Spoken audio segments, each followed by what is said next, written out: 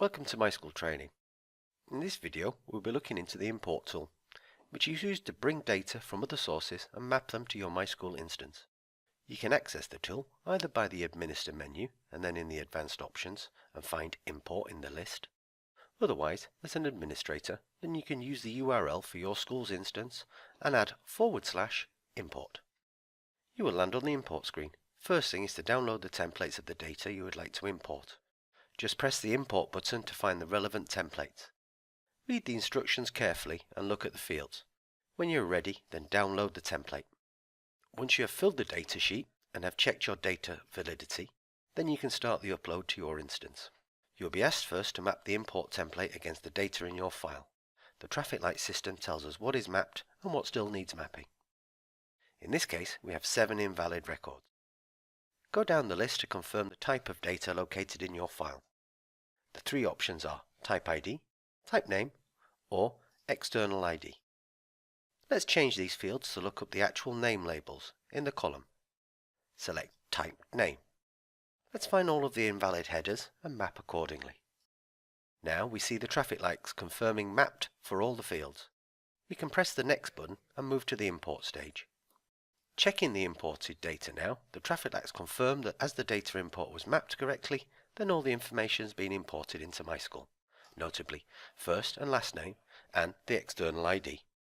Validate any changes that have been made and publish all when you are satisfied with the data. The final review confirms what is to be brought into the system. Press Finish when ready. Now we can move to upload the guardians who will be attached to these students. Follow the same steps of downloading the template, completing the data and uploading to the correct import field. Now let's start mapping the fields for this data sheet. Let's map them to their type name and confirm the traffic lights. We see from the traffic lights that we have 2 invalid records. Let's find the record rows. They will have a red exclamation mark against them. Click on it and move across the row to find the cell which is in error. Mouse over the exclamation mark to address the error. In this case, this field cannot be empty. Click in the cell and map accordingly. As certain records needed to be changed, the tool requires us to validate these records before publishing. The traffic lights show 2 records need validation. Validate and publish if you are happy with the data. The system checks its own data to make sure that there are no duplicates. In this case, it is saying the record is using a duplicate mail. Check the data and do not import if there are any doubts. In this case, we will edit the mail directly in the import tool, validate and publish.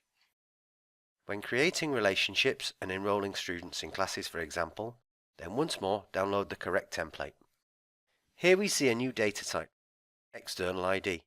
Instead of using the names of students, then it may be easier to use legacy IDs from a previous system or create one from scratch. Using an ID instead of a full name avoids typos and avoids duplicate name validation. Move to map as before. You've now imported the guardians and their relationship to the students.